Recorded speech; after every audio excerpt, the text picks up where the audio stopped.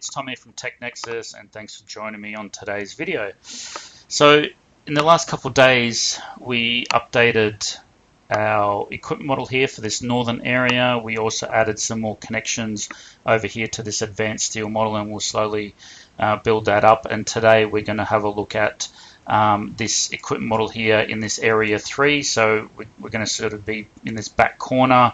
We're going to put a reboiler or a heat exchanger here somewhere, and then maybe put a pump that's associated with it as well. So you can't just because I'm one person on this project, it might look a little bit out of whack, but you have to keep in mind that this will be done by multiple people across multiple models. So on one day, if I'm charged with doing the equipment in area 1, then someone is already doing this pipe rack here. So don't think that it's all just separate models and separate days. This is all sort of an overview of what would happen over the course of maybe a couple of days with different people working in different disciplines in different models. Again, your project will definitely vary. This is just quite a simple basic project. So again, if you've got 5 people, 10 people, 50 people, you need to sit back, take stock of what you've got, what the deliverables are, and then work out from there what you need to do. So to get into it, I'm going to jump into Plant3D and have a look at putting that reboiler here in this bottom corner here. So we need to go into our area 3 equipment model. And like I did for area 2, I need to XREF in my main slab, my main area, so I can get an idea on where I need to place it. And also I need to place in this structural model, this north-south structural model, so I get an idea on where this exchanger and pump selection is going to sit. So you can see that I'm still I'm not using the advanced steel one. There's no real need to it. It's just basically to get an idea where we need to place this. So on my equipment button, I create equipment. I have my reboiler selected already. So under the heat exchanger, this is just the plain reboiler. It is E001, and I click on create, put it 00, and for the time being I'm just going to leave it in the north-south direction. So if I click on top, you can see this is what it looks like from the top view. If I go to the right, then you can see where it's placed it. So Plant3D is placing the center, the origin of that reboiler at the back end of this cylinder before it gets to this conical head. So what we can do also here is right click and then modify equipment and give it an elevation. So I'll give it 2 meters.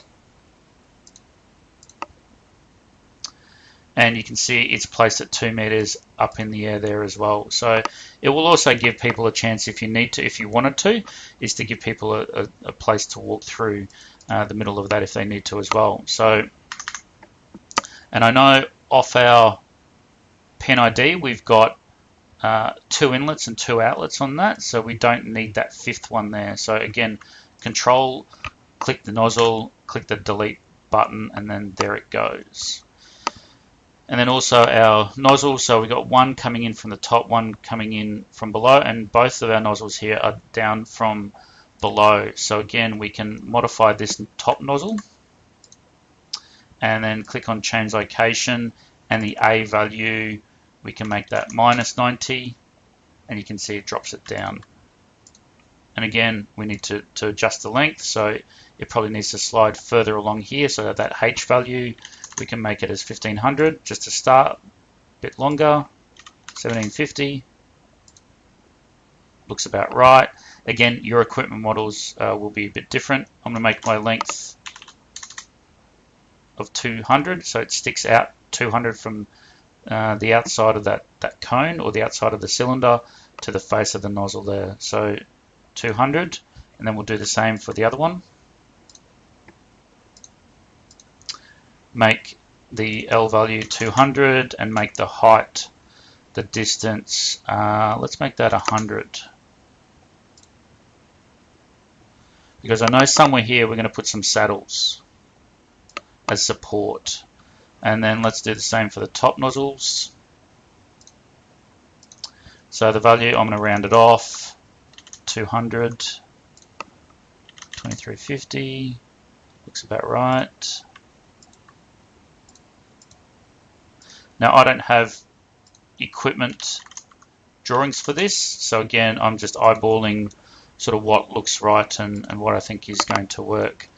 So to put the saddles on it, you can look for the main cylinder, so that's cylinder 1, 2, 3, 4, and then the last one. So that's that number 5 cylinder is where the saddles are going to go. So we go add trim, and we go saddle, and click on apply. And you can see that's the default that Plant 3D has put in there. So if we go through the values here, so the A value is 120 degrees, so that's how that's that value in there. So that's where the saddles will start. H for height, that's fine. L distance, so the L distance is a bit much, so let's go to 400 and apply. So it shuffled it down a little bit, that looks alright. The L1 distance, 533, I'm just going to make it an even 500, and I'm going to make this 650, and go apply. And then WW1, I'm not really too fussed on, they look okay. It's just that height, so that H value, we need to change. So we elevated the saddles, the reboiler up 2 meters, so we can put them up 2 meters. There's a couple ways of doing that as well. If you wanted to put them on sort of concrete plinths, then maybe we drop that back down to 600 and then have concrete plinth sitting here. It could also be sitting on a structure as well.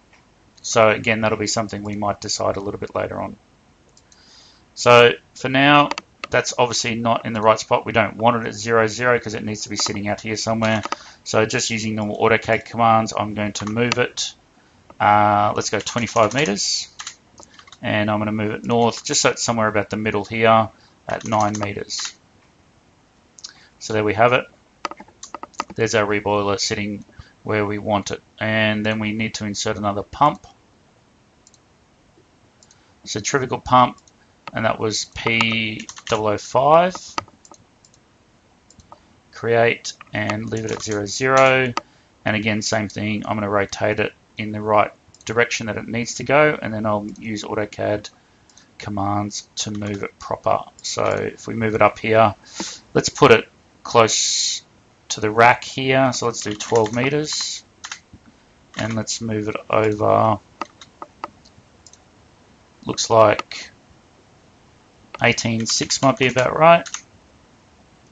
So again, that looks good enough for me. Now a lot more of the details will come out in the wash once we start piping this model up, and if we need to move it, we'll move it. So I'm going to detach my 2 XREFs now, just because I don't need to see them.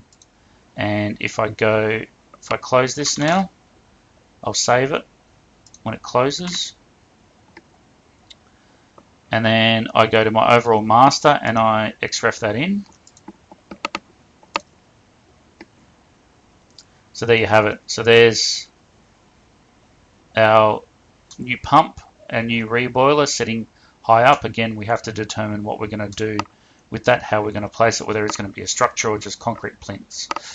So I'm going to close and save that. And then once it's saved, I'm going to jump back into Navisworks, close off, go to Navisworks, refresh. So there's our new reboiler, and then there's our pump. So just to show with the heights, if it's going to work, so this is why you're going to be using Navisworks, is we can get our avatar to walk up to it, and he's going to crouch underneath that. So again, is that going to be an issue for safety? Are they going to hit their head? Again, do we have to put something in the way there, a bollard, maybe a brace, so that way the operator can't walk through it? And then eventually we'll start getting into clash detection and whatnot within Navisworks. So that brings us to the end of today's video. Thanks for watching. If you liked it, click the thumbs up. If you didn't, click thumbs down. Please feel free to subscribe to the channel and click on the bell icon to get a notification of my daily videos that I'll upload every day. So thanks for watching.